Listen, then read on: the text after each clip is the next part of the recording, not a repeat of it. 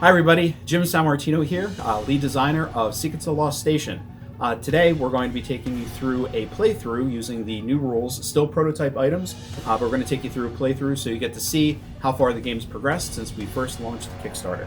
Before we begin, I just wanted to introduce my two biggest fans. We have Mia, my daughter, and Landon, my son. Mia, who's your favorite character? Cassie, and because she's beautiful and strong. Very good. And Landon, who's your favorite character? Jack. Why do you like Jack? Because he's shiny and strong. Okay, shiny and strong, good characteristics. So I've already set up the game. I'm going to take you through a few startup elements, and then we'll jump right into it. See you in a minute. Hi everybody, welcome back. So I have the preview of the game set up for you, and I'll go through a few elements. First to introduce, so this is again Secrets of the Lost Station. This is a game brought to you by Everything Epic Games. This particular scenario is one of over 100 scenarios. This is called Crossing Over. This was written by Tom Lipka, one of our great friends and old D&D partners who's now out in Hollywood writing scripts for other people.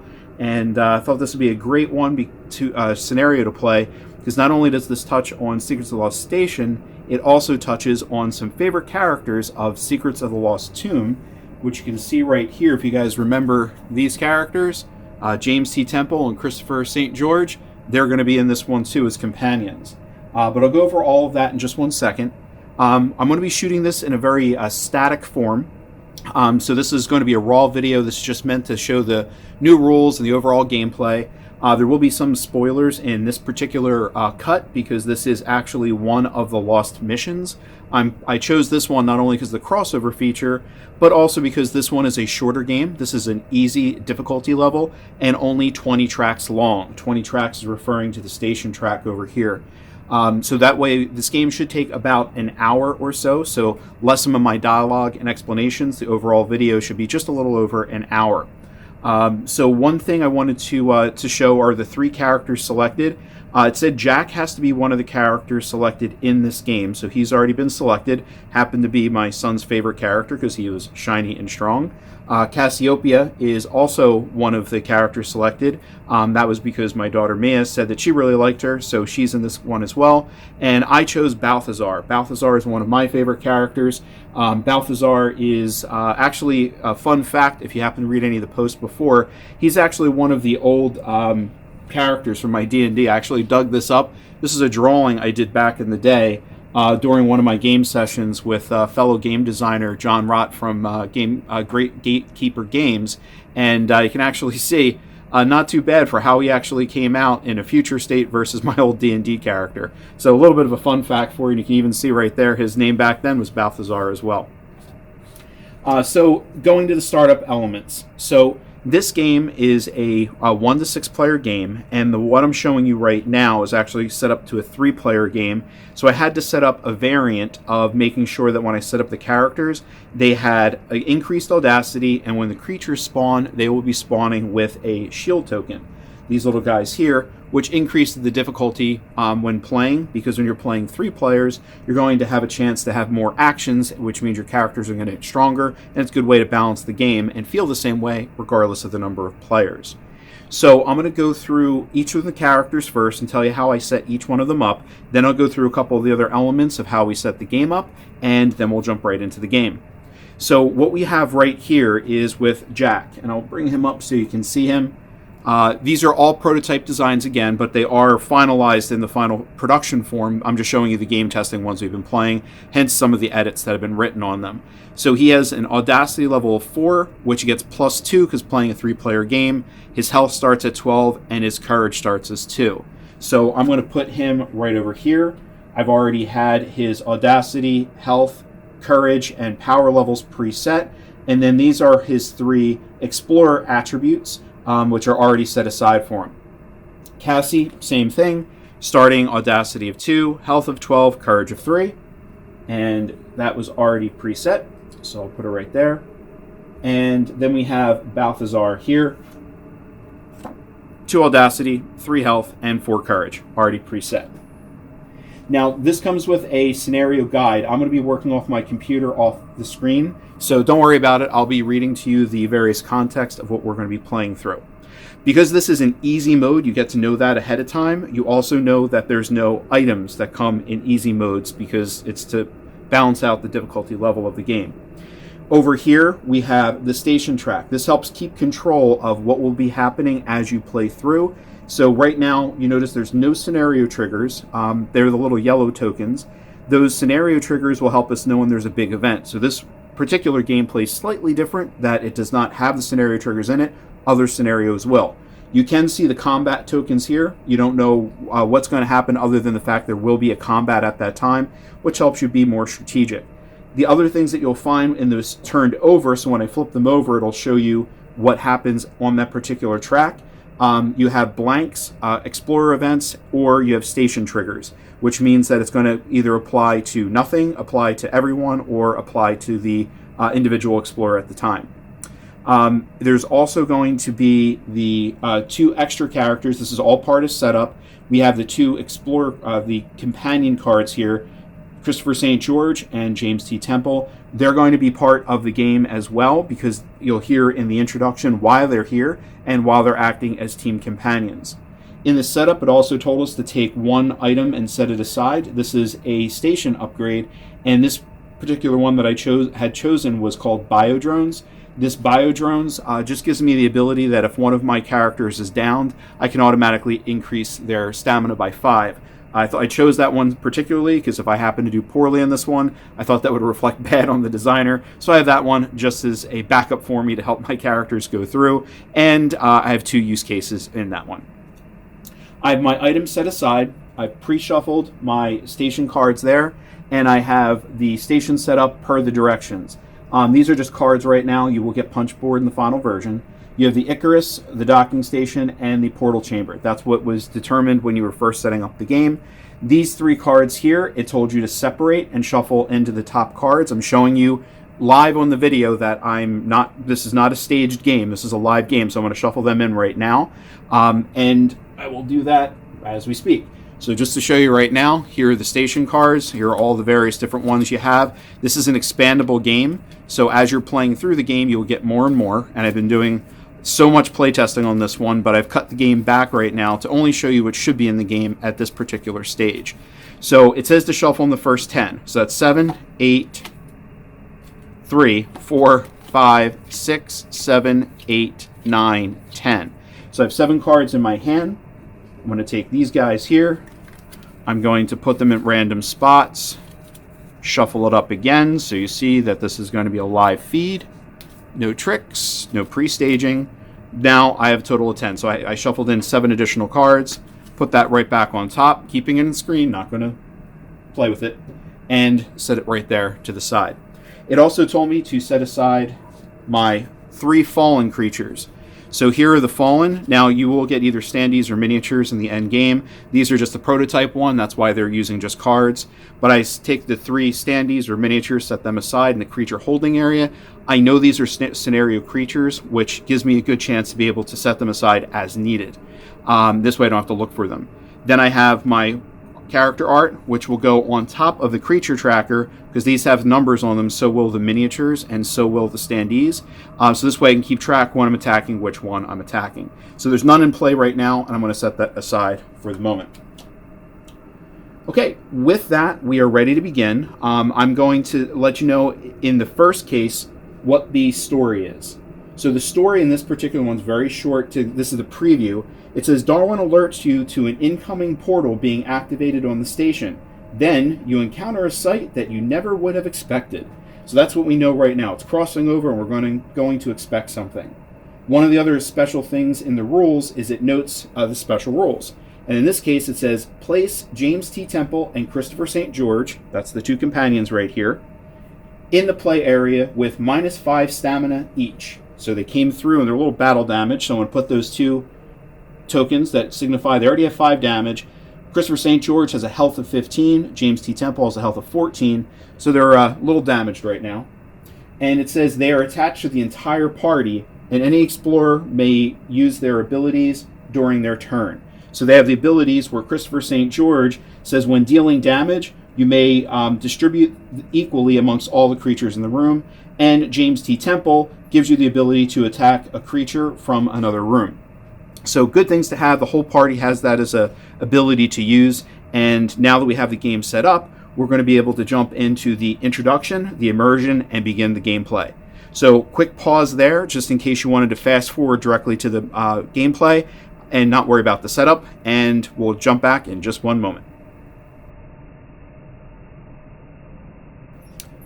Hey everybody, welcome back. We are now about to begin the crossing over scenario. And before we begin, I just wanted to give you a quick preview. I noted that some of the creatures that we're going to be playing with right now are just in these regular base card art right now. That's not the final product you're going to get. Chris Batarlis, he's the president of Everything Epic Games. He's done so much work trying to get these miniatures that you're going to get. If you did get that miniature version, super detailed, really adorable, great looking figures. Their size, it really speaks to the detail that you get. Let's see if I can get it a little closer so you can see it. But really good detail on the miniatures. So I'm just playing with the prototype versions, but in the production version, if you did get the miniature version, you're in for a treat. A lot of really great items.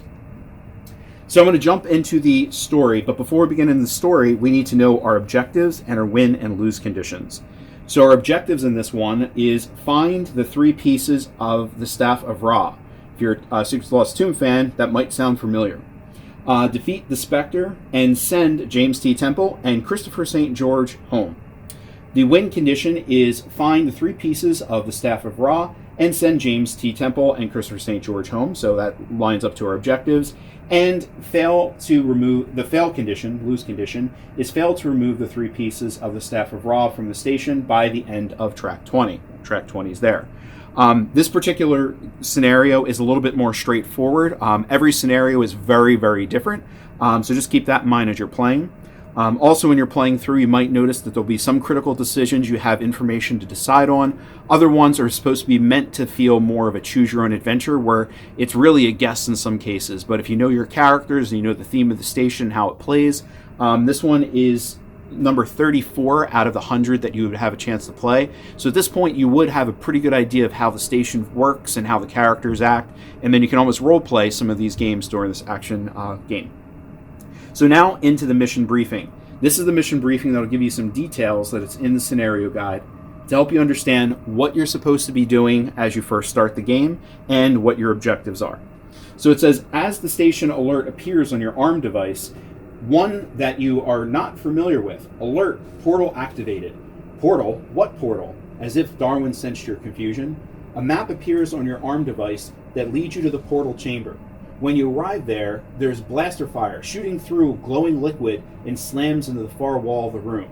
You draw your weapon and are just about to return fire when 2 humans fall from the portal. One had a scar on his eye, and the other was wearing a fedora. Prior to the event horizon vanishing, another object hurls through the portal at an incomprehensible speed, pierces through a wall, and concludes with an explosion. At this point, you're not sure if you should be shocked, shooting, or both.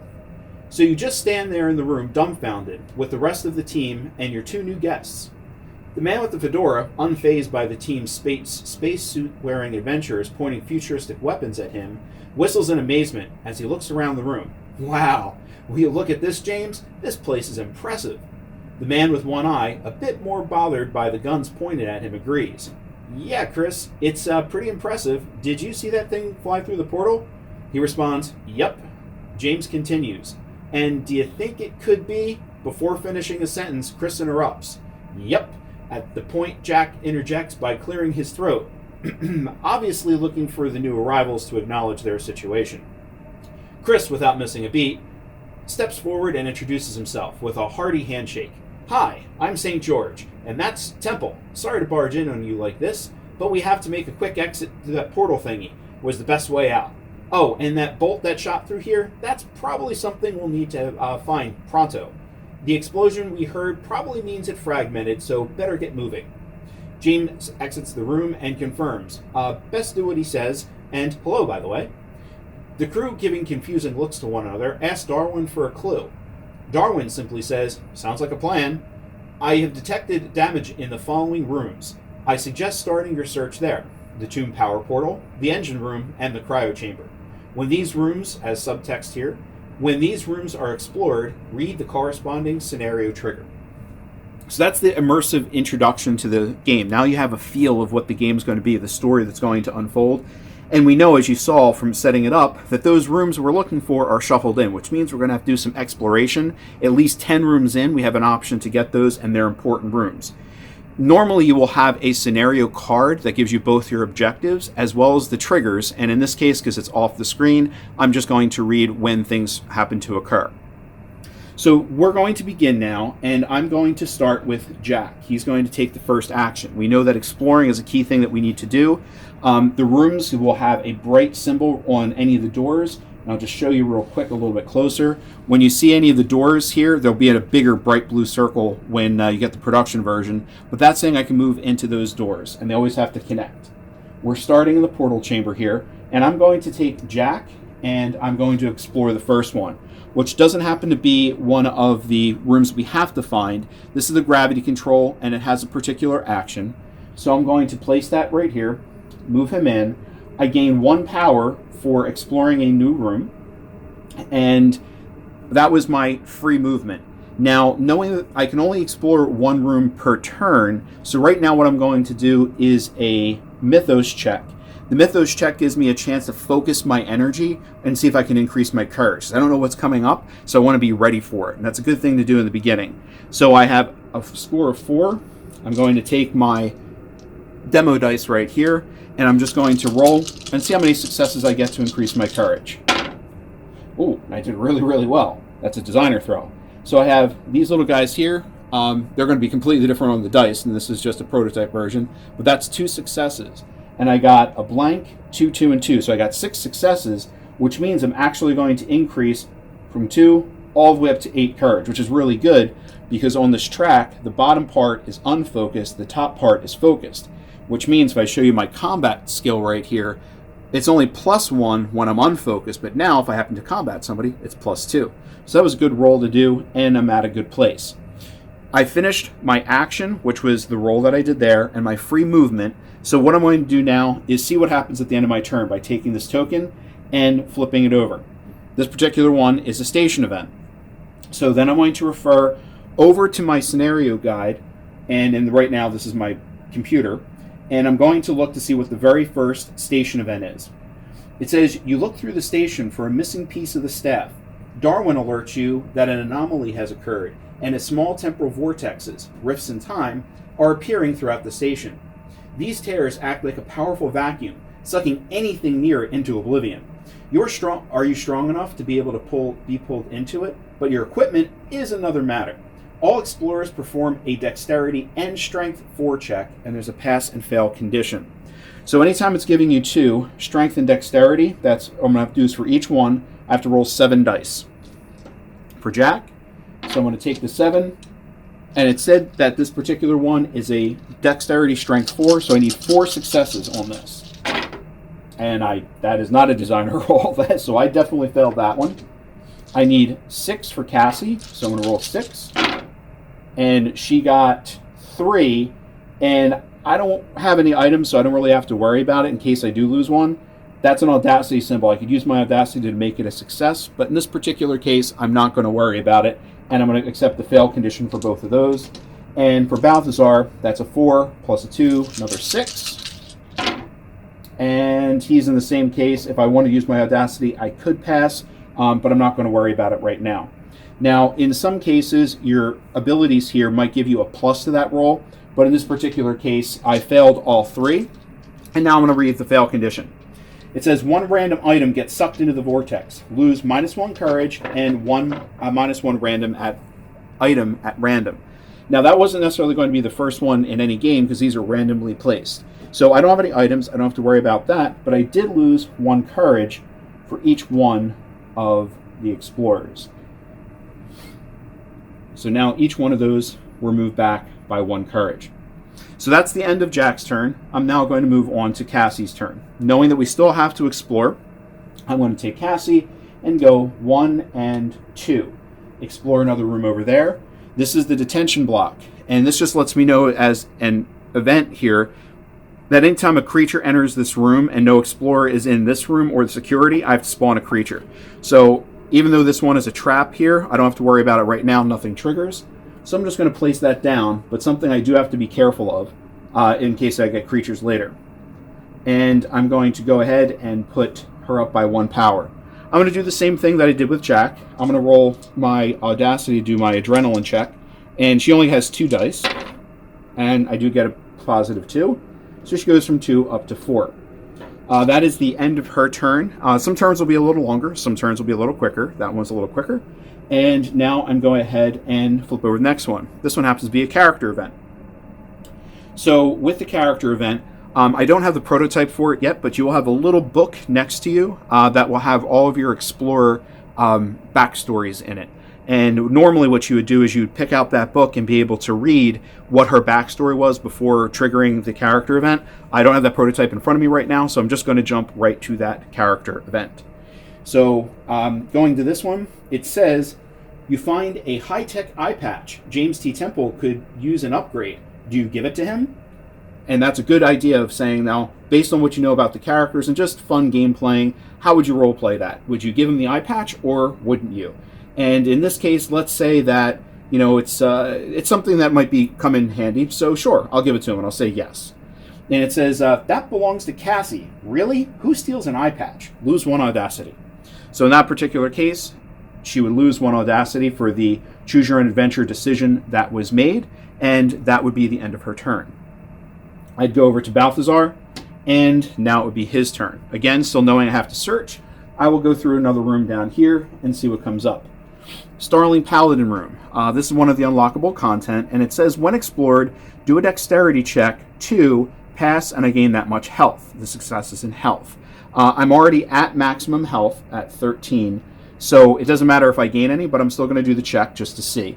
So I'm going to do a dexterity check. I have 2, and let's say if I was damaged, I could gain 2 health. But in this case, I'm already at full health. I can't go any higher, but I'm still going to place this room and gain 1 power for exploring a new room. Now, the check wasn't my action. That was just the exploration.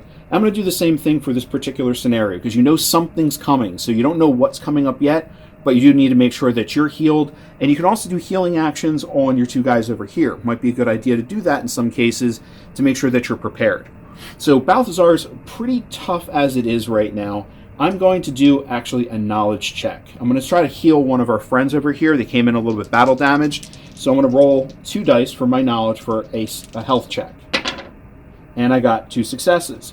So I'm going to exchange one of those tokens over here. Christopher St. George came in a leader, so I'll do him first. And I'll place 3 tokens on him just to indicate now his damage was reduced from 5 down to 3.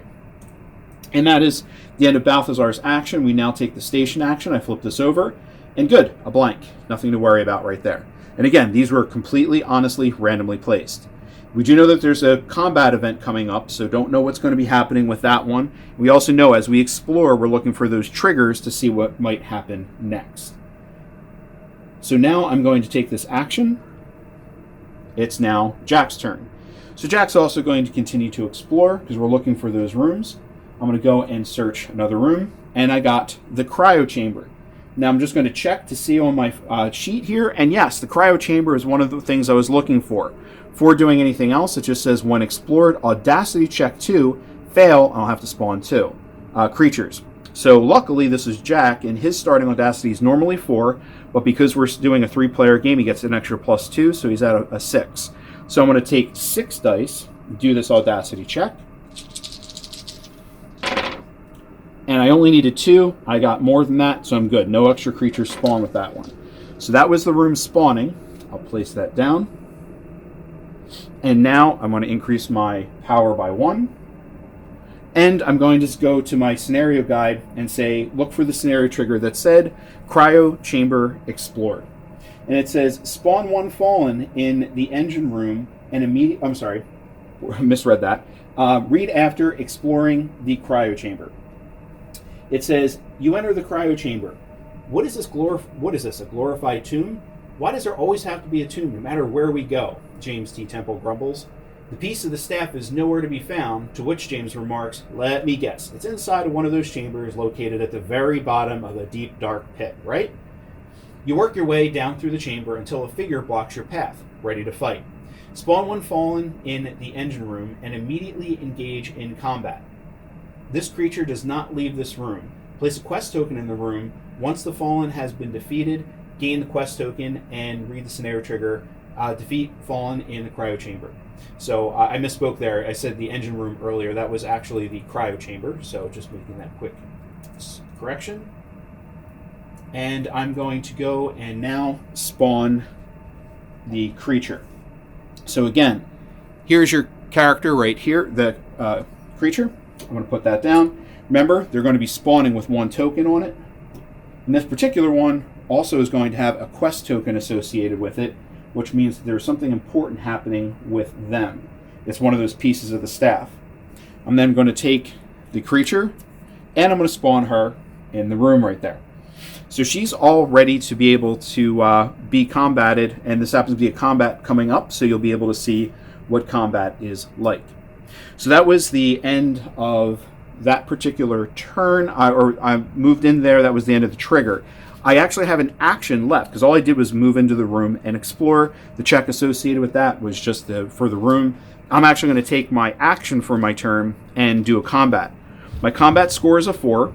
I am focused, so I'm going to look at my combat score here and add +2. So 4 + 2, I have no other items, so that's going to be 6. I'm going to take 6 dice, and you'll see how simple combat works. Now this is still my turn, this isn't a combat trigger yet. I'm going to roll my dice and see what I get. So I'm just going to bring this card up for the first time so you can see it. My roll was 2 critical fails, if they have anything to do with it, 2 audacity, and 2 successes.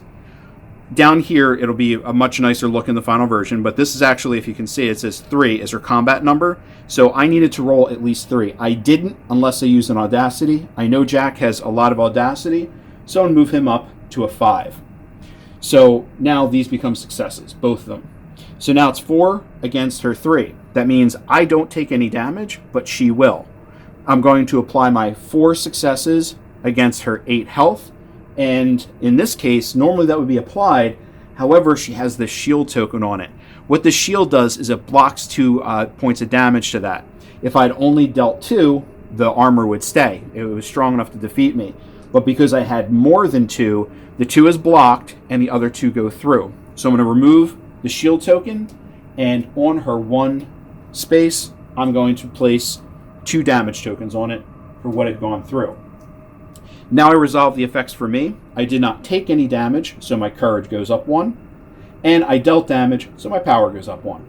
And that's it. That would be my attack. Now that was the end of my turn. The trigger right now is a combat trigger. So now I'm going to have to engage in combat again. I know I had just done it, so I'm just going to go ahead and do it again. I have 3.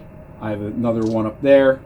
And she doesn't have any special abilities that would, usually these critical fails activate a special ability. She doesn't have a special ability, so I don't have to worry about that. I have 3 against her 3, so it's a tie. I would not take damage again, but if I wanted to, I could spend an audacity and do another point of damage. Audacity is very valuable, and I'm not sure how the scenario is going to develop as a gamer yet, so I'm not going to worry about that, and I'm just going to apply 3 damage. So I had 2. I'm going to color that up to 5. She has 5 damage on her. Again, I did not take any damage, so my courage goes up. Jack's having a good day. And my power goes up because I did 1 point of damage.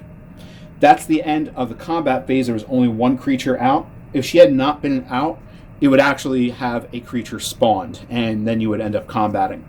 So I'm going to put her back there. And now it's Cassie's turn. We know that apparently we're still looking for those rooms, and when we have rooms, apparently some things are spawning in them. So as a gamer, I'm thinking I'm probably going to need to keep exploring. Jack probably has that under control, so I'm going to move into this other room over here. I'm exploring a room, so I'm going to get 1 more power for exploring a room. And I found the Tomb Power Portal. And I check and I say, oh great, the Tomb Power Portal is actually another room that I was looking for. This is an action room, so I don't have to really worry about doing anything right now. But the action, if you wanted to utilize it, it says Portal Push. I can do my Mythos plus my Knowledge check, and I would have to get 3 successes. If I passed, I'd be able to remove the creature in this room from play, and it just excludes bosses. So it's basically you get to do the Star Wars Emperor Palpatine and kick him into the pit. That's kind of what you get to do in the Tomb Power Portal. So pretty cool that you're able to do that in that room.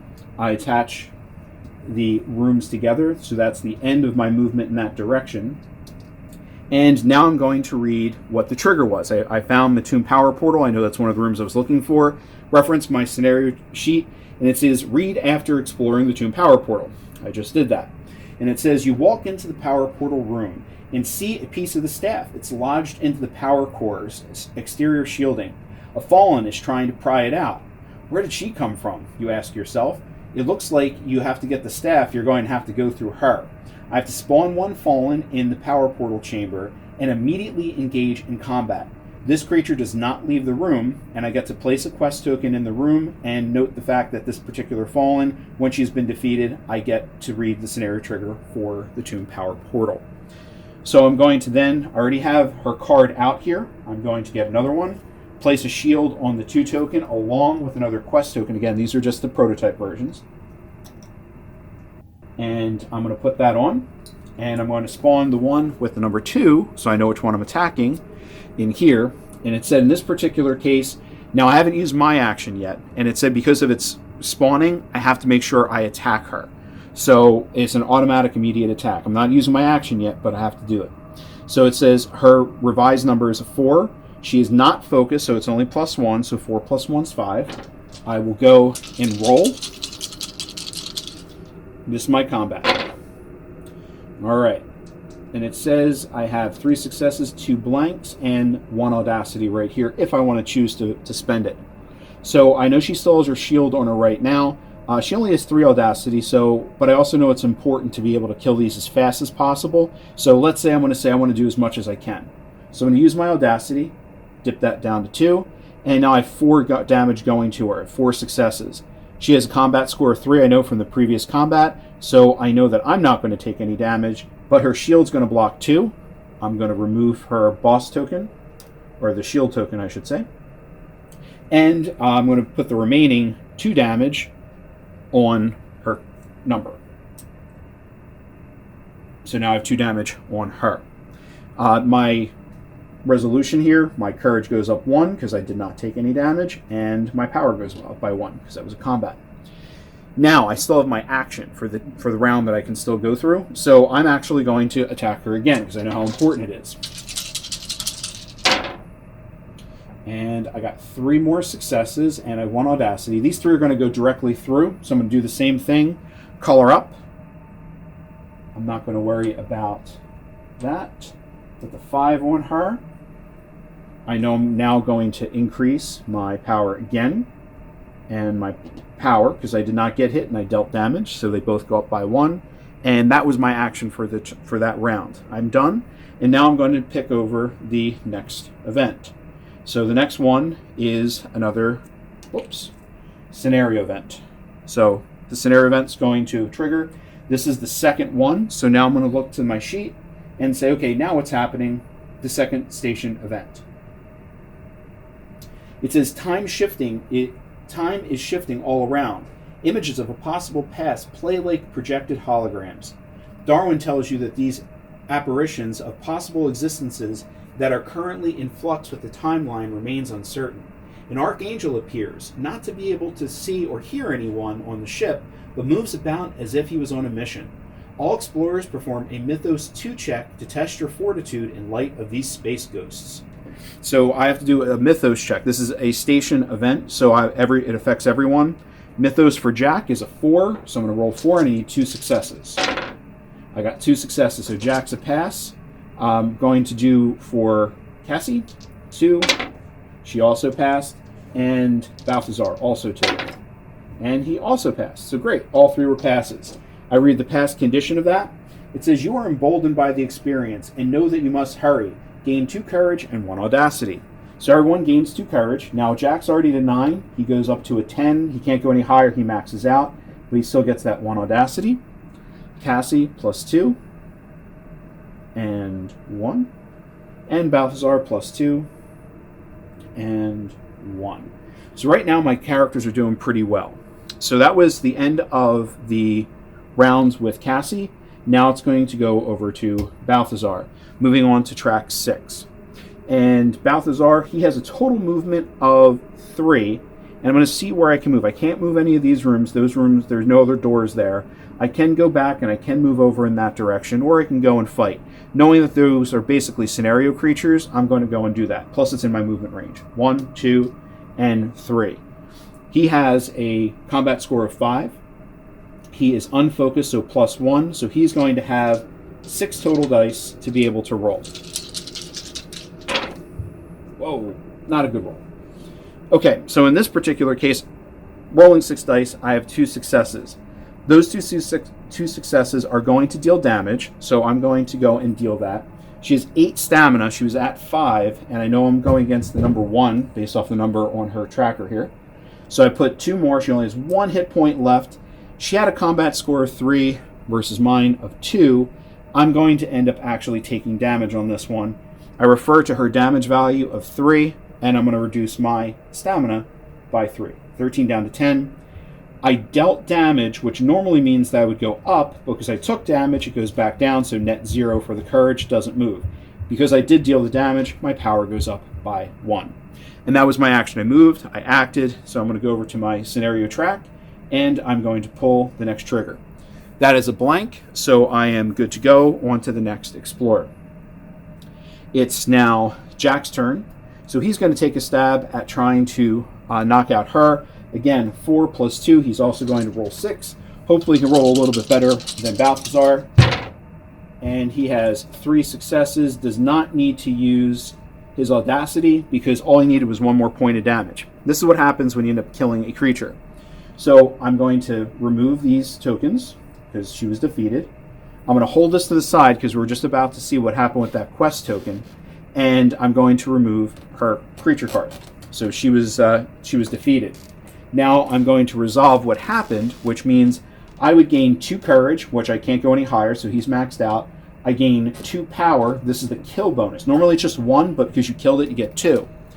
Because Balthazar is also in the room, he also gets +1 courage, because he's really excited for the fact that he saw that enemy creature die. And because he's now in the focused, that means next time he attacks, he's not going to be unfocused, he's going to be focused, thanks to that little bump in courage. So with that, I said, I know as far as the quest token, I have to go and read that particular trigger. So I'm going to go back into my book, and I'm going to look for the creature that was defeated in the cryo chamber. And I see that it says, defeat fallen creature in the cryo chamber, and then read this. So it says, in epic fashion, the battle with the fallen continues. That is, until it rushes at James, who deftly moves out of the way. Her momentum thrusts into an open cryo chamber. James spins around, shuts the door, and activates the cryo-freeze process. Looking around, waiting for someone to comment on an impressive defensive moves, he sees that everyone is already disengaged from battle and has returned to looking for the staff. Frustrated, he says, no one saw that? See, I told you, tombs are always trouble. On the bright side, however, as James wades through the damage caused by the battle, he uncovers the location of the piece of the staff. He announces to other ones, found it! All explorers gain +4 power, and it tells me that if all 3 pieces of the staff of Ra have been uncovered, I get to read the scenario trigger that the 3 shards collected. So I have this as a representation that I was able to get the quest token, and now everyone gets +4 power. So I'm going to start with Jack first. He increases his power, 1, 2, 3. Once he gets there, he actually levels up. Anytime that you level up, you get +3 stamina. He's already at his max of 12, so he doesn't get any more. His audacity goes up by 1, and I get to flip over one of these guys. So his character ability here was level 1, and it had unfocused and focused. I now flip this over, and he went from being a brawler to a martial artist. Now he is a level 2, and now the unfocused would be 2, +2 to combat. Now I get +3 to combat. So now he's gotten even stronger because he leveled up within this game. Now, these level ups, you get more of these as you play through the game. That level up will not continue into the next scenario. That's only for this scenario. But that's really good that he's able to get that. I'm going to increase by 4 the other characters here. and now they are all set. So that was my action in that room. Now, I still have a free movement if I chose to, and I am going to choose to continue to explore because it is important to make sure that I keep searching. So I'm going to take Jack, and I'm going to go up into this room. That's my free movement. That's going to end my turn. And the next one is the Master Sanctum. It gives me an action that if I'm in this particular room, I can use the Darwin Station ability. I don't have that ability, so it doesn't really matter for any actions because I chose the Biodrones from before. So that's just an extra room that's going to be placed. And his power is going to, of course, go up by one more because I have other things I can upgrade because I explored that room. And that ends his turn, so I'm going to flip over my next event, and that is also happening to be a blank. The numbers of the quantity of each one that was in here was part of the setup, and they're hidden in here, so I don't know what's coming up next. So that takes my action over to Cassie. She gets the idea that the more shards that we're able to collect, the better the game goes. So I'm going to say, oh, perfect, I'm going to attack. So 4, she's focused, plus 2, that's going to be 6, and I'm going to spend my action attacking the Fallen. And this one looks pretty promising. I actually could have all successes there. So she doesn't have any shields on her. She only needs 2 more damage. I don't even need to worry about the audacity. More than enough to defeat her. I have a total of 6 different combat score. So combat versus a 3, I know I'm not going to take any damage. So I'm going to take the token, place it over with her, take the damage away, take her creature card because I was defeated. I'll take that away as well. And now she did not take any damage, so her courage goes up for the kill bonus by 2, and her power also goes up by 2 for the kill bonus. It loops over, and she actually levels up. She also happens to be at full power, so she's good. Her audacity goes up by a 1, and same thing, I'm going to take her from level 1. She used to be a Harbinger of Chaos. Now she's the Mistress of Chaos, and now she gets plus 3, and any pass of any check, she gets plus 1 power, so even better. And again, that's only for this scenario. I also have special abilities that I could use, but for right now, we're not worried about those special abilities until I might need them. So right now, we're in pretty good shape. That is the end of her turn. Now, the end of her turn is a combat. As I noted before, actually, I can move again. So before I do that, because that was just my action, I can use my free movement in any number of order. So I have a 4. That her movement here is a 4. And she happens to be one of the few people that does have a 4. I'm going to utilize it. So no other rooms here I can go. So 1, 2, 3. I can go over here. 4. And I'm going to explore another room, see what else I can stir up. Ah, neat. This is a weapons center. And it says, when explored, place 3 search tokens in this room. Great. I always said I needed to be more powerful and ready for whatever's coming up next. So I'm going to take those, and I'm going to put those 3 search tokens there. Searching is a free action, so I'm going to actually use that search and continue my turn. I'm going to refer to the scenario book and down to my search action, and it says, you find a snake. You hate snakes. Do you A, run, or B, fight?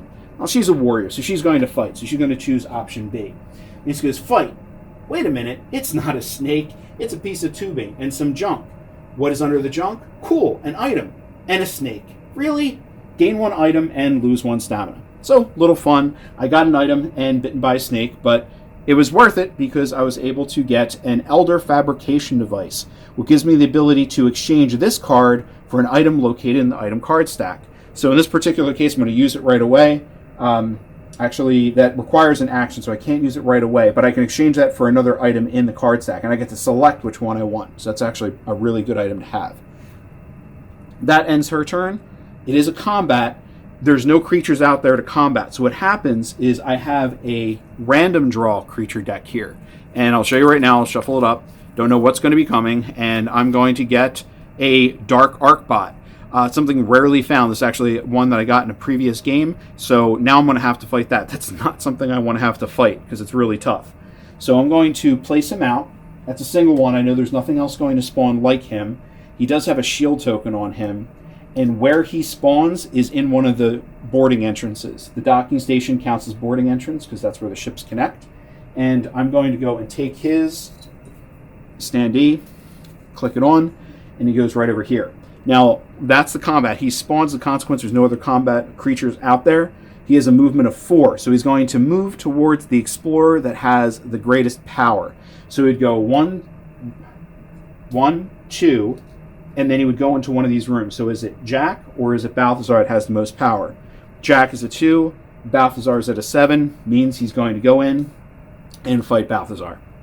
So again, I'm going to say this is a combat. 5, I'm now focused, so 7 dice I'm going to roll, which is good because that dark art bot is no joke.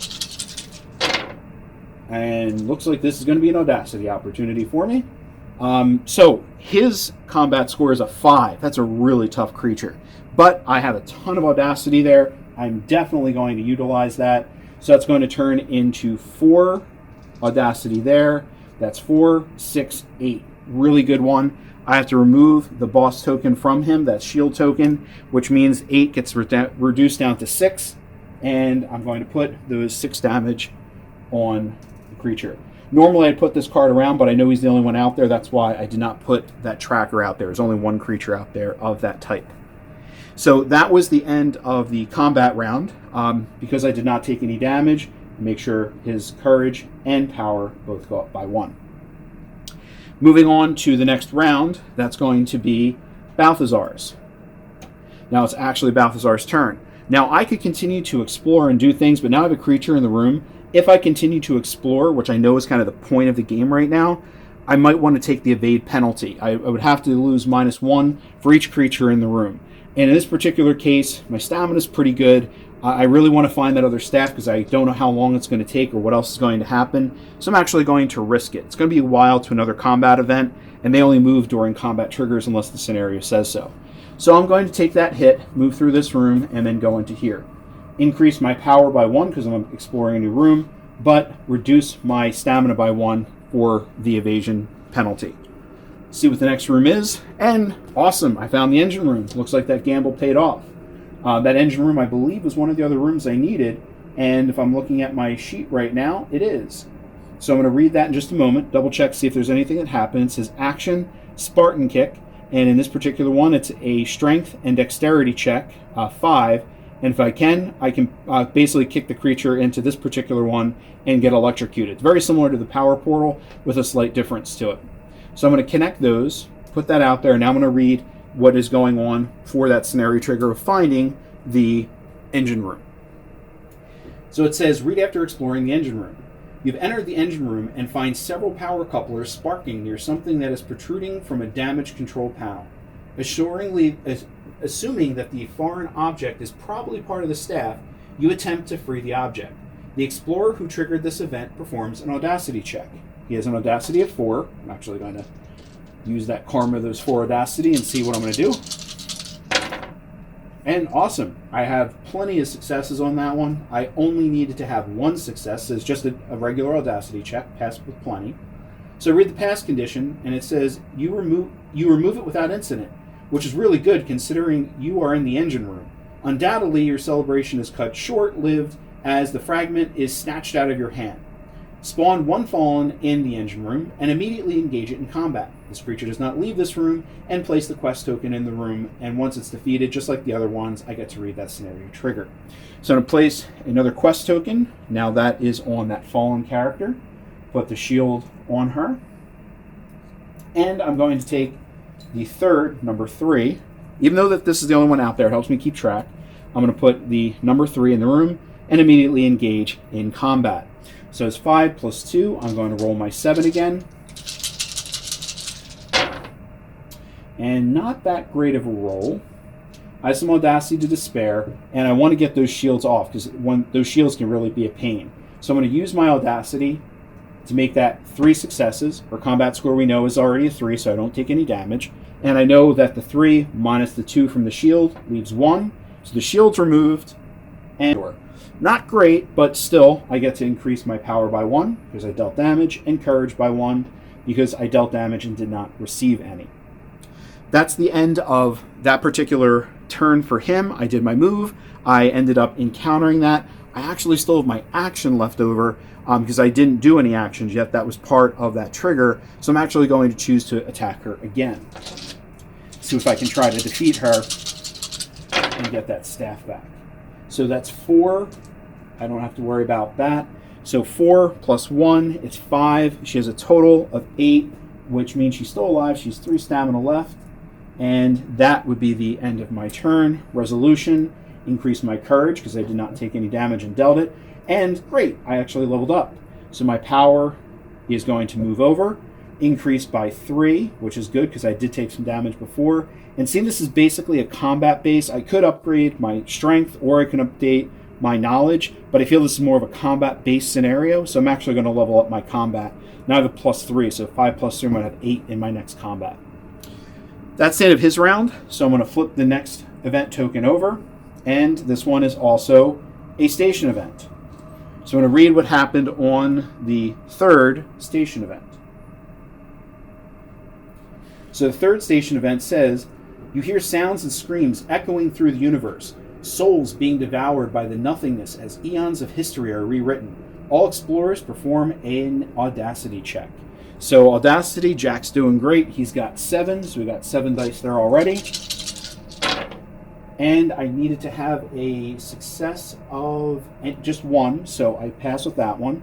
Audacity of 4, so I'll roll 4 for her.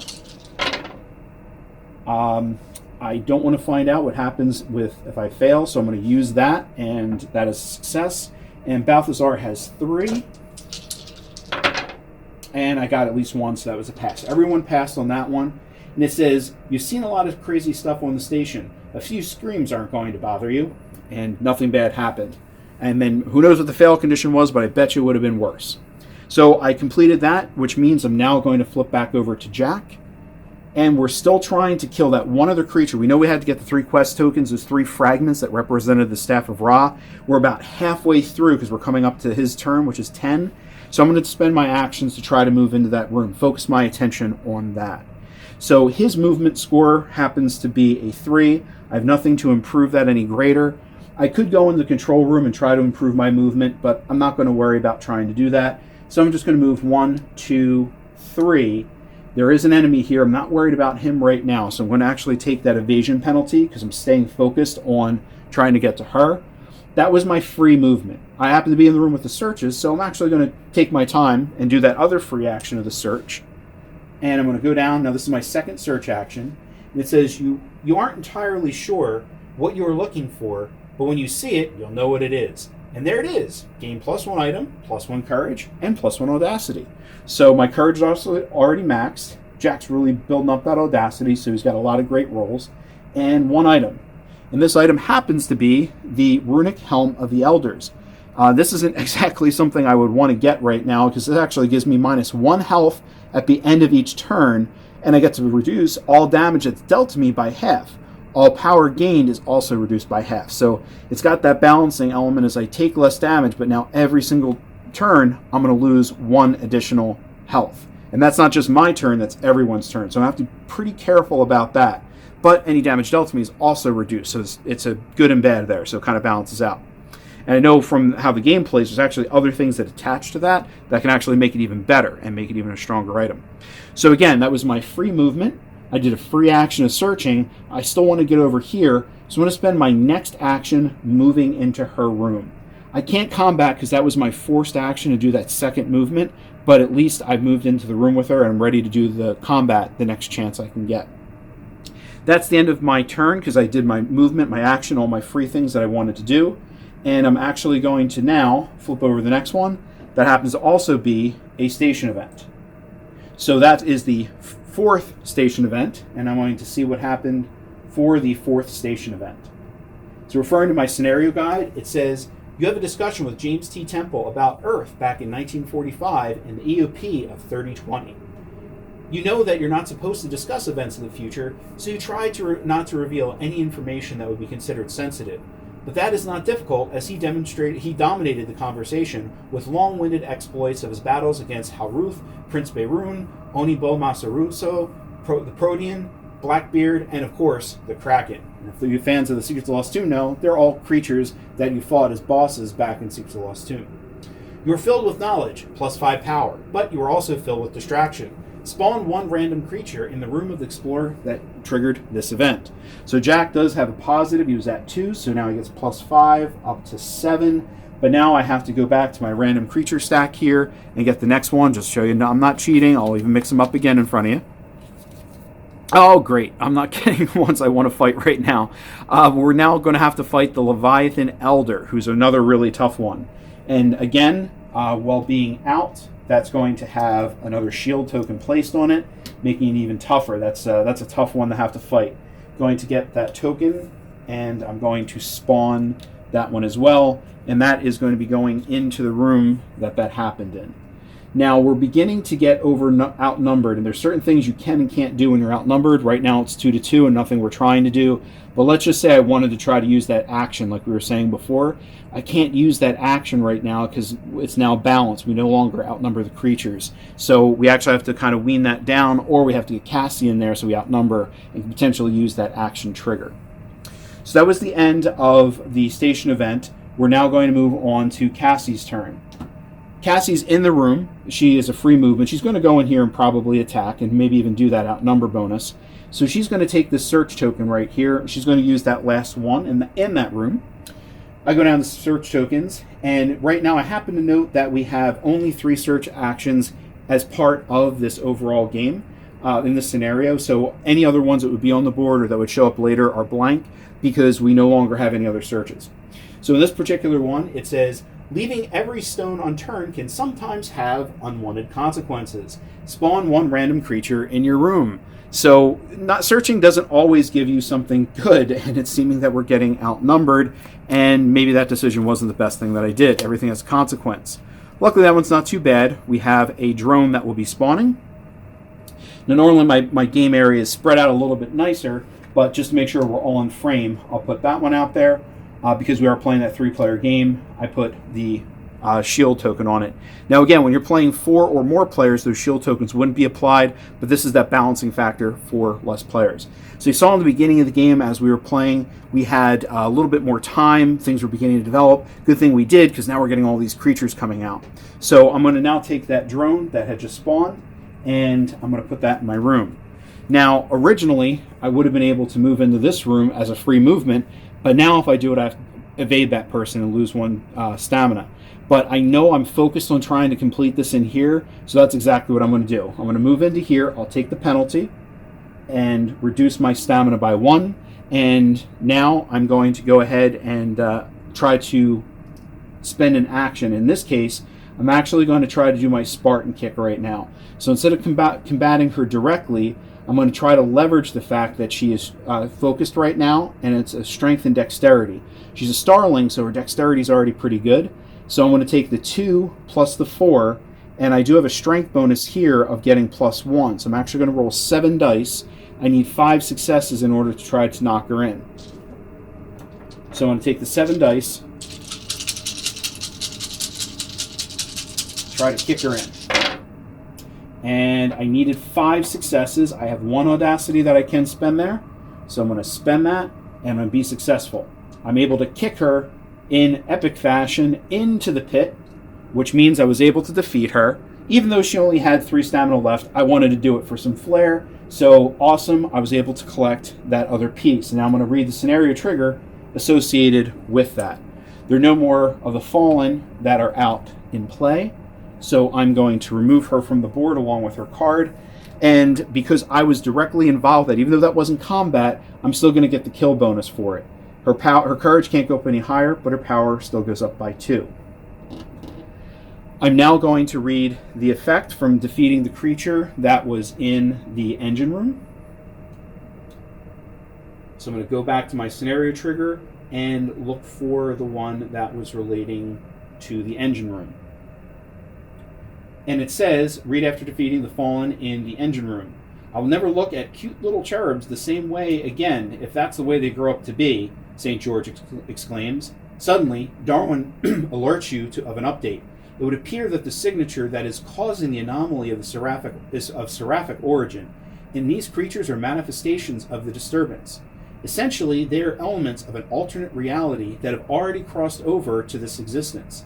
You have found a piece of the staff, and you might get to the portal chamber before it's too late. All explorers gain the 4 power, and if all 3 pieces of the staff have been uncovered, which they have now, I get to read the trigger 3 shards collected. So I'm going to give all the characters +4 power, and in this case, Jack is already at a 7, so he's going to level up again. I can't level up past 2, so I'm going to choose to take my knowledge. I'm going to increase that by 2. She's going to go up 4. And Balthazar is also going to go up 4 power. So that was increasing my power as a result of defeating her and also getting the quest token. And now I have the ability to read the new thing that is the scenario trigger, 3 shards brought to the portal. So that is actually, I can't read it yet because I have to get back to the portal. The portal chamber's up here. So I need to take these 3 items. So now I know that I can get there, but I can't read it until I get to that spot.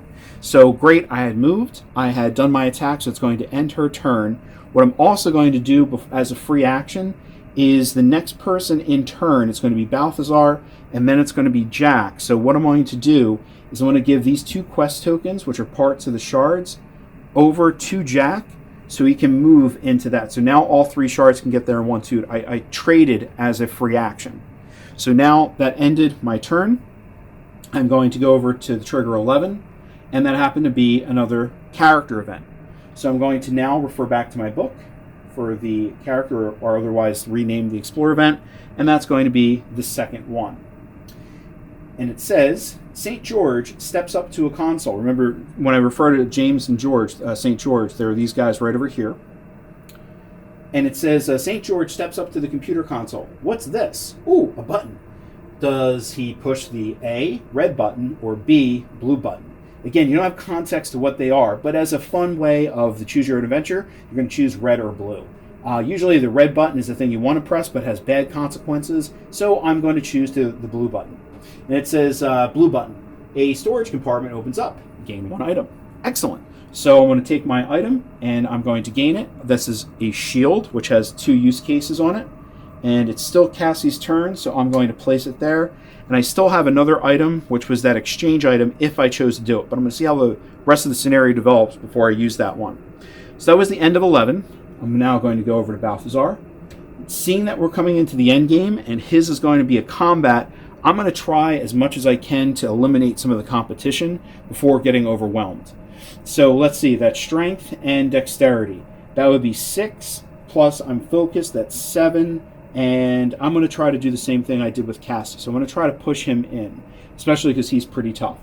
And he still has a shield token full strength, so I'm just going to try to push him straight in. 7 right up here. I'm going to try to use that action of the station room. Let's see if I can push a Leviathan into the port. All right, excellent. So I have 3 successes. That wasn't enough to be able to do. I need 5, but I do have an audacity, and that's more than enough. So again, not combat. I don't have to worry about combat damage. I use the effect of the tile, the room tile of the station, and I'm able to kick him in there. So essentially, he's an exterior creature. Some people might say thematically, how is that Leviathan in the room? It's actually his tentacles that are in the room. So Balthazar was able to electrocute him, kick his tentacle in there, and that scared him off. So he disappears. I do get the kill bonus for it. So +2, he only has 1 left, so he maxes out. And +2 here goes up. And then anyone else in the room also gets that bonus. That's 1 there. She's maxed. He's 1 there. He's already maxed, so I don't have to worry about anything else. I take the cards off. I don't have to worry about them, which means that I just have the drone and the Dark Arcbot to worry about. Now, that was my action. I could have a free movement right now if I wanted to. I know that we have to get over to there, but what I'm going to do, not have to worry about any exploration bonuses or anything like that. It's now I'm going to wait for those creatures to come in here on the combat. I know they're going to move on combat, so strategically I'm going to stay in this room to open up the path for Jack to kind of scurry over there and help trigger that next event. So I'm not going to use any other free action. I'm going to end my turn, which means that it's going to go over to the combat. So these guys are going to move. The drone has a movement of 2, happens to be close enough, so moves right in. And he has a movement of 4, more than enough. 1, 2, he's in there. Now you have multiple creatures and multiple explorers. So what you're going to do is you're going to fight the strongest explorer against the strongest creature. Now it's the creature's turn, so he's going to attack. He's the stronger one. Why? Because he has a combat of 5. He's going to attack the explorer with the highest power. Now, because power does go up and down based off of the levels you're at and leveling up, we now look at Jack as a 1, which means these 2 creatures are going to end up fighting one of these guys. We have Cassie over here. She is at a 6, or 7 rather, and he's also at a 7. So because they're both at a 7, an easy way of settling it is you either do a d6 roll, or you can just go in turn order. In this particular case, we're just going to go in turn order and say Cassie would be the next one to be able to combat, because in turn order 1, 2, 3, she would be the one fighting him. Just a tiebreaker. So that was 4 plus her combat of 3 now, because she leveled up and she's focused, so it's a total of 7. She's going to be combating against that Dark Arcbot. Does not have a shield because we took that off before. All right, so we're going to see what happens with that roll. Now, the Dark Arcbot, to take note, and I'm going to actually bring this up to the screen so you can see it, it does say self-destruct. When the Dark Arcbot is destroyed, deal 2 damage to all creatures and explorers in the same room. So that's the special effect I have to be aware of just in case I am able to defeat him. Just as a note. He's got a total of 6 damage on him. Health of 13. He's a tough guy. There is 3 damage there and 2. I have 2 stamina left there. He has a combat score of 5. And I have good health, but I don't want to risk it. I'm going to use my Audacity point. I think it's in my best interest to use that. That's a total of 5 combat versus 5 combat. Good. Made sure no damage is dealt to me. And I'm going to deal 5 more damage to him. So he's now at 11 damage. For what happened to me, courage would go up by 1. Power is also going to go up by 1. Didn't have to worry about it. I had my shield just in case, but luckily I did well enough, and that was it. He has 2 stamina left, and we'll see if we can defeat him later. Next one in order is the drone. The next explorer in power order is Balthazar. So that's 5 plus the 3. He's going to attack with a total of 8, going against that drone. So organizing so you can see the successes. So he's going to look at the same thing right now. Combat score of 3, still has a shield. We want to try to eliminate as much of those as possible because we know something else is coming up when we get to that portal chamber. So let's try to eliminate as much as we can. He also has the shield on him. I'm going to utilize one of my audacities, and that is going to make it a total of 2, 4, 6, 7 successes. So I don't take any damage. I'm going to remove 2 because of the shield, which means I still have 5 left. So I'm going to take the shield away, deal 5 damage to him. He has 2 left. And now I'm going to increase my power by 1. And my courage is already maxed out. And that is the end of combat. Both of those combated. Cassie doesn't have a chance to attack because it's the creature's initiative. They both attacked, so combat is now over. And action moves to the next player. Now, he has a movement score of 3. So what we're going to have to decide to do right now is we're going to have to try to move him and figure out what we're going to do next. So 3, if he were to attack and then move, doesn't have to worry about an evasion bonus because there's 3 of us and 2 of them. He can move out for free. If I attacked and then moved, 1, 2, 3, I wouldn't get to the portal chamber. But if I didn't attack and saved my action to be able to move a second time, that would get me to the portal chamber with the 3 quest tokens. So let's do that. Leave my 2 guys here. 1, 2, 3 is my free action. Move into there as my 4th action. And that gives me the ability to trigger that next scenario event. The scenario event there says the 3 staff shards are brought to the portal. And just as a fun aside, give you a little detail here. If fans of the Secrets of the Lost Tomb, that room might look a little familiar because it's the same configuration for what you found in the tomb. So we are now, 3 staff shards are brought into the portal. It says, read after 3 pieces of the staff have been brought to the portal chamber. You enter the portal chamber to find the 3 pieces of the staff. The portal rages in front of you. Well, I guess that's goodbye, Christopher St. George says. I wish I could say I'm almost getting offed by those fallen angels.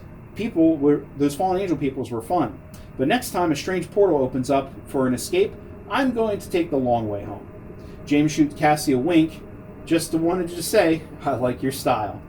But before the adventurers can enter the portal reacts to the staff shards, and it reforms into a solid staff.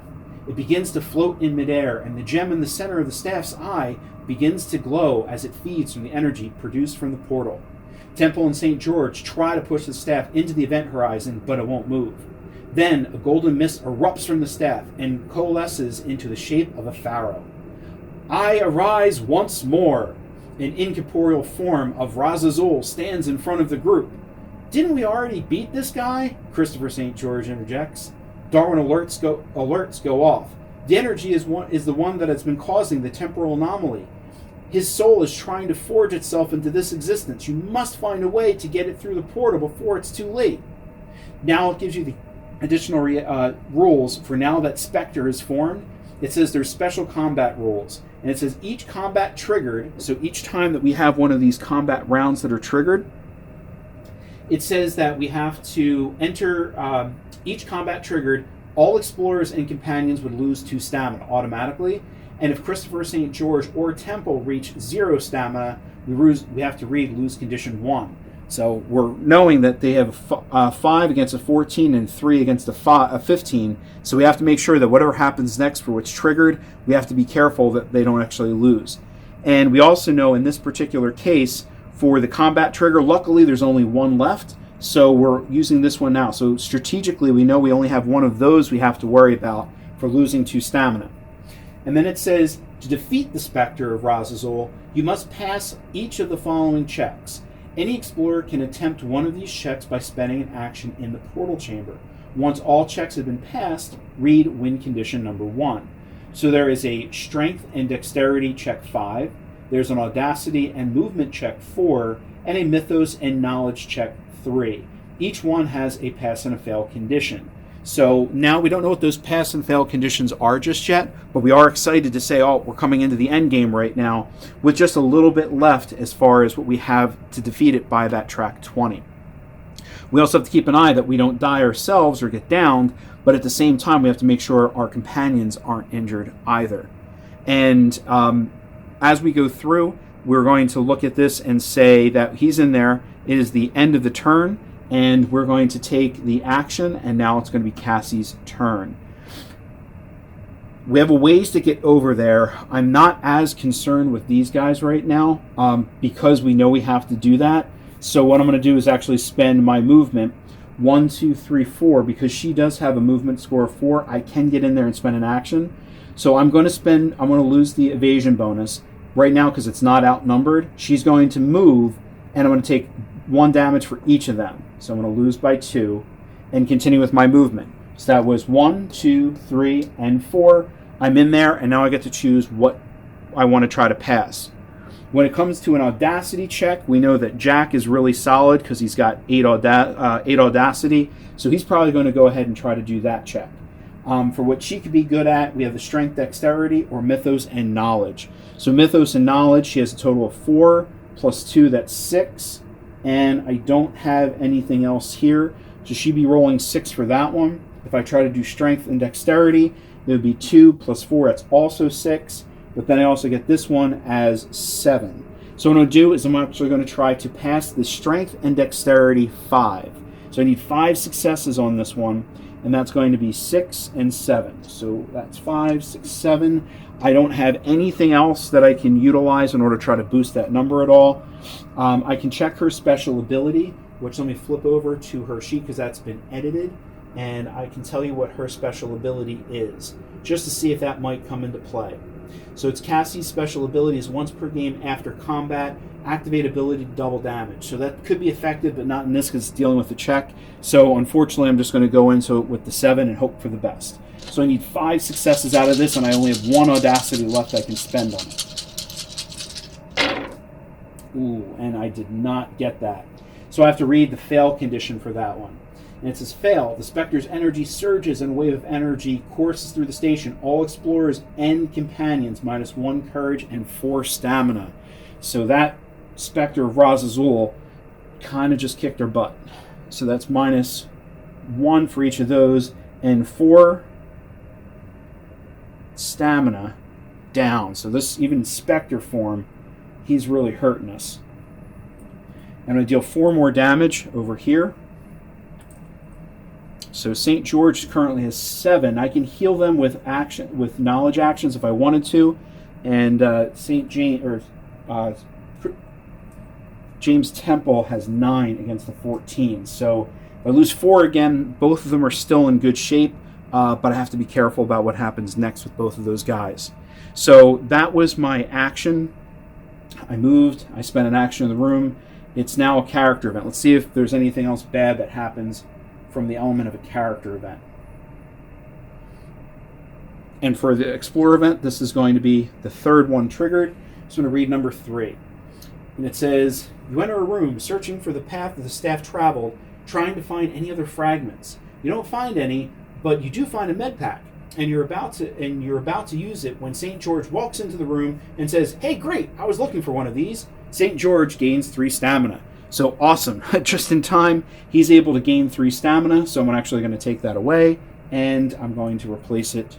So now he only has 4 stamina damage, or 4 damage on him, leaving 11 left. So he's in pretty good shape. James Temple's a little bit more banged up right now. So that was the end of her turn. We're now going to move on to Balthazar. Again, we're trying to make sure that we can move through. It's going to be a while to another combat event. We are losing some stamina each time that we go through this. So I'm going to decide he's pretty close to being defeated. I'm going to attack him and then move closer and let these other guys try to get some of those passes. I'll hold off these guys because they won't move as long as I'm in the same room with them. So I have 5 plus 3. That's going to be 8. And I'm going to attack the Dark Bot. And that's 3 plus 2. Do I want to lose my last Audacity? In this case, in order to finish him off, let's see. I only need to deal 2 damage. He's going to deal 4 to me with my current, because I currently have 3 successes against his 5 stamina, which means that, or I'm sorry, 5 combat score. So he's going to deal damage to me. I don't have any shields or anything like that to do. So in this particular case, I am going to use the Audacity. I don't want to take any more damage because I'm afraid of what might happen up there. So I'm going to do that. Totally, I'm able to kill him, which is good. So I was able to defeat the Dark Arcbot. I remove him from the field, take his damage tokens away, and then I'm able to increase my power, and plus 2 on my power here, and 1 plus 2 on the courage, so already maxed out. Don't take any stamina loss there, and he was removed. So that was my action. Not going to take any other movement actions at this particular point, and that's the end of my turn. So I'm going to move on to the next one, which is another character event, Explorer event. So it says, you have a discussion with James T. Temple about Earth 1945 and the EOP of 3020. You know you're not supposed to talk about these events. Oh, I'm sorry, that was the other event that I just read. So let me read this one over here. Here's Scrout. Sorry. 1 second, I'm just getting to the right one. As time and space shift all around you, you feel the memories shifting and you yourself forgetting the aspects of who you are. For a moment, you see a flashback of Darwin's archive. You focus on James T. Temple. Have you been reliving the events he experienced on that island that was shaped like a giant skull? Whoa, that was a big monkey, referring back to James T. Temple's backstory back in Secrets of the Lost Tomb. Shocked back to reality with the sight of a giant ape, you have been shocked back to reality with the sight of an ape that must have been the primate king. You can't help but wonder if that's how James injured his eye. So another little backstory you got for St. James to tie the two realms together. So that was nothing, luckily nothing bad happened with that character event. And now we're going to move on to the next turn. So now back to Jack. Time is running out. We know we want him to do the Audacity check. So we're going to line up to get ready to do that Audacity check. I check my scenario again, and it says I need to get a Audacity and movement 4. Audacity is an 8, my movement is a 3, so I have a total of 11. So let's see, that's going to be 3, 6, 7, 8, 9, 10, 11. All right, so I'm going to roll all 11 dice in order to try to get just 4 successes on that one.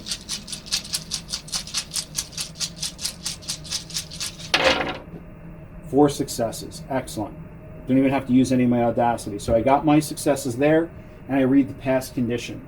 It says, pass. Roz continues to fight and explains he plans to re-emerge in your timeline and rule the galaxy. Chris interrupts by admonishing for embracing the evil stereotype and explaining his plot during the battle. James tacks on, don't you know the distraction of a monologue is what leads to our victory? And with that, you get 1 step closer to defeating the Spectre. So great, we didn't lose any more damage. These guys are still in good shape, and now we have just 2 left to be able to pass. So I'm going to remove one of these quest tokens just as a tracker and say I only have 2 more in order to pass that.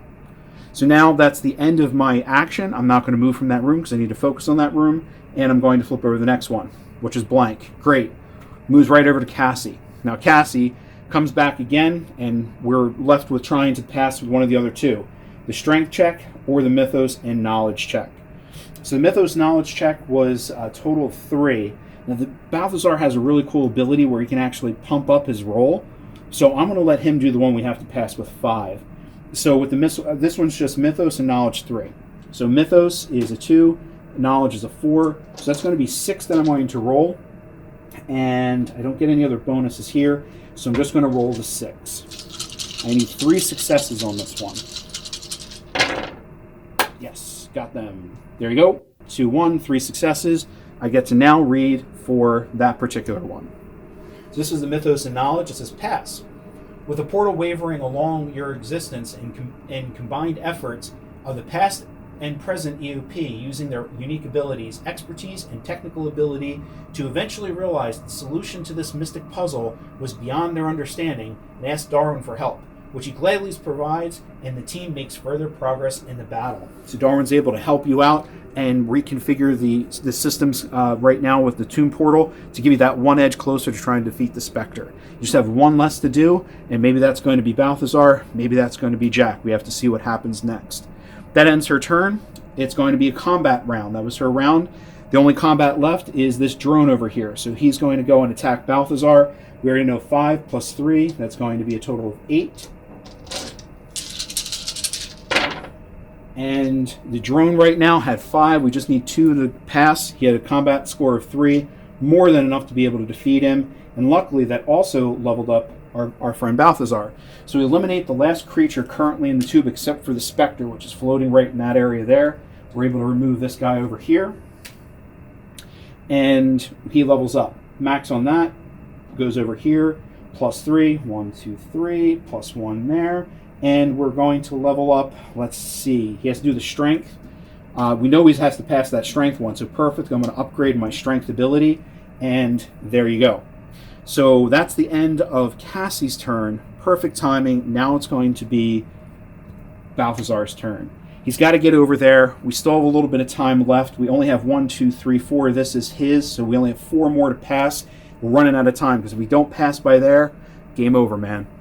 So 1, 2, 3. That is his action. Free movement. For his free movement, he's going to spend his next action to move into there. Doesn't have any other actions left, but at least he's in the room ready for what's coming up next. That ends his turn, and he's going to flip over. We're going to keep focused on it. We're now going to focus on the 5th character event. So scrolling down to the 5th Explorer character event. It says, St. George asks you, what's up with that floating squawk box, referring to Darwin, that follows you around? You explain that he's referring to Darwin, a super-intelligent AI that is in charge of taking care of the station. St. George nods with recognition. Yeah, back in the tomb, we encountered something like that too. He referred to himself as the Soulmonger. He claimed to be able to assist me to survive in the tomb, but he didn't have a rope when I needed it.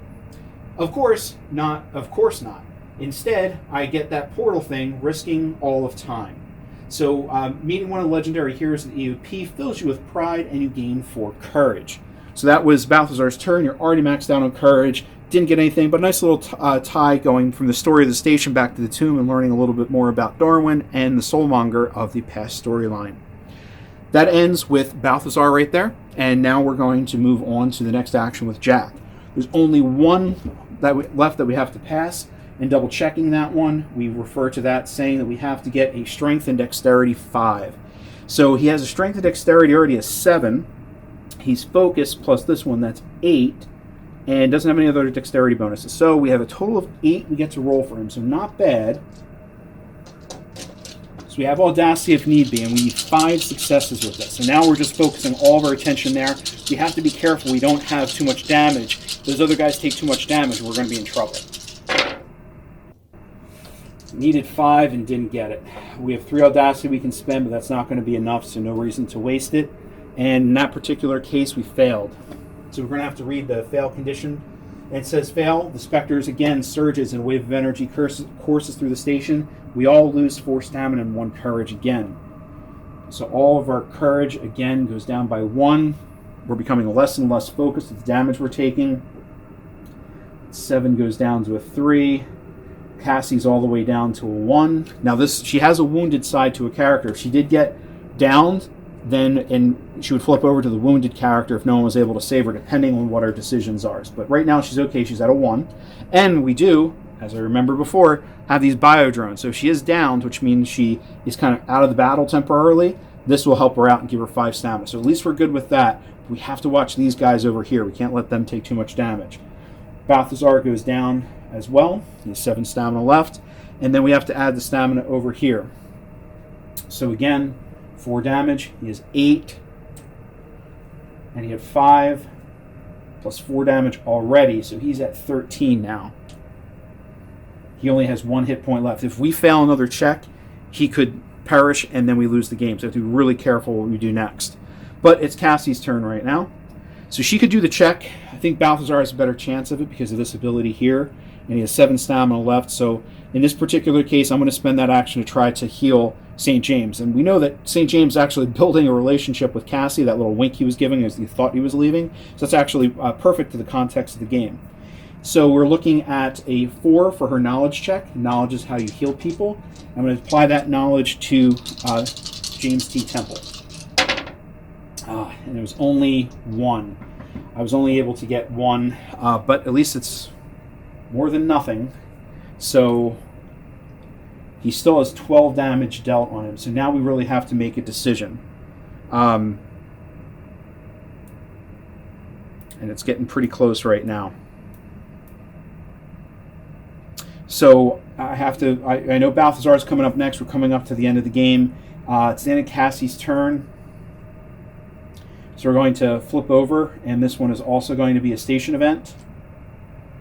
And there's nothing else that she can do, so we're going to read the station event associated with her. And that particular turn. Now this is going to be 5th one.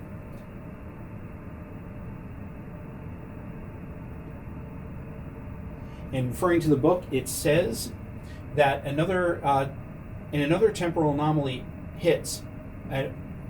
At another temporal anomaly hits matter shifts around you. Things are starting to get really trippy, and it doesn't help that St. George insists on using his own Tommy gun against everything that moves. The strobing flashes of the weapon is really wreaking havoc with your optics. The last battle was so intense the rhythmic pulse of the light pushed you into a trance. Your memory drifts, and you caught an archived sequence of St. George heroically battling against a giant crab-looking beast while some massive tree monster hurled boulders at his foe. You see some other images flash by reflecting memories of Vikings, vampires, and doppelgangers. You think that this Chris guy had a pretty interesting life, and you also hope he can return him to it soon. So another little backstory that occurred there. That's interesting. We only have 2 left that we can go through. So it's coming up to Balthazar's turn. Risk it. If I roll poorly, he's not going to make it. If I roll successfully, then we win the game. So it's pretty much down to that. And I'm going to take the risk. Balthazar's the type of character who will go for it all. Plus, I have this ability to try to roll as much as I can. His special ability, so you can all see, it's called Blood Range. Once per game, for 1 turn, spend stamina to gain bonus to checks, 1 die for each stamina spent. So I'm going to take myself all the way down to 1. So that means that I'm going to get, I was 7 down to 1, I gave it 6. So I gave myself 6 extra stamina, or 6 extra dice for this roll. And we knew this one was strength and dexterity. So you get 2 for dexterity. I'm going to get 4 for my strength. So I'm actually rolling all 12 of the dice. And then I also get +2 from my bonus here. So I'm going to actually roll 2 additional dice after this. So let's see if I can pass with this. I need 5, and I get to roll 2 more dice after this too. So it's all coming down to this, folks. All right, Balthazar, you did it. So we have, even without using the extra 2 dice, we have more than enough successes. We pass with those successes. So I'm going to now read the scenario trigger again. That was the past condition. It says, as you battle Raz, he regales you with his exploits as a pharaoh on earth. Those who struck him down and trapped him in a tomb thought he would be banished. Instead, he became stronger than ever. Granted, his resources changed significantly, but so did his opportunities. The transient specter or not, you're not going to let Raz gain a foothold in this timeline. Though sheer determination, the UP imposes their collective wills to gain the upper hand against their foe. Which we know that was the last thing we had to do. So with that, we know we read the win condition, and we can now read the win condition having beaten that, which it came down to the last one. We only had these last ones to do, and perfect timing, we were able to do it. So now we're going to read the scenario win condition. Now keep in mind, this does have some spoilers in it, but this is a kind of side story of the overall saga. So if you want to listen in to find out how it all unfolds, feel free. It's not going to ruin too much, and it brings a nice ending to this demonstration. So now I'm going down to the scenario conclusion. And it says, it takes every tactical and mystical trick to resist the effects of the Spectre and exercise the spirit of Ra's back into the Staff of Ra. When this happens, Temple wastes no time and hurls the staff into the shimmering pool of the time distortion. You've defeated Ra's Azul, but to restore the timeline, you must also say goodbye to St. James and Christopher St. George. The two say their farewells. Christopher St. George picks up a gun and says, "So, what are the chances I can take one of these baddies home with me?" Everyone erupts, "No!" at once. Chris places the weapon back down and jumps through the portal with an exuberant, "Geronimo!" James turns and says, "It was a short trip to the future, but one that I'll never forget." Cassie dips James backwards in her arms and plants a big kiss on his lips, looks at him in his eye and says, "What can I say? I like your style too. But the eye patch, kind of my thing. Now, get out of my timeline." She winks and pushes him through the portal. With a glimmer, James and Chris emerge back in the tomb in 1945. They dust themselves off and are greeted by two men in black suits. "Have a good trip?" asks one of the men. "You wouldn't believe it if we told you," Christopher explains. "Who are you?" James asks. One of the men steps forward. "The universe thanks you for your service, and not for allowing it to plunge into utter destruction. You are heroes." The man pulls out a slim silver rod and puts on a pair of sunglasses. "Now, if you wouldn't mind, just focus your attention right here." Flash. And there you have it. Secrets of the Lost Station, Crossing Over, written by Tom Lipka, brought to you by Everything Epic Games, and presented to you by myself, Jim Samartino. I want to thank you very much for watching. Hopefully I had a chance to watch the whole thing, see the story unfold, see the narrative get to right to the very end, and the tension, some of the decisions, the strategy you had to make. And that was just one scenario out of over 100 that you get to play with the epic campaign of Secrets of the Lost Station. As expandable content, you do get to have a card, it's another ability card, that expands. And that one's for Phoenix and was relating to her knowledge skill. She gets to bring that with her to the next scenario in order to make sure that she gets that much stronger and her skills continue to build as they build through the exciting storyline. Now, you might have seen some homages in there, a little Men in Black thrown there at the end. That's totally on purpose. Not stealing anything. We've been inspired by so many different things throughout the years, and we like to include that into the game. We like to have those little Easter eggs, those little nods as you play through, and get excited to say, "Oh, I know what they're referring to there." The storyline's completely original, but we'll find they'll have a lot of those things thrown in there. Intrigue, decision making. You'll find you'll have a lot of fun in Secrets of the Lost Station. Just one of the scenarios, and we're looking forward to being able to play all of them once we bring this game to you. So thank you for watching. As for now, Jim Samartino, signing out.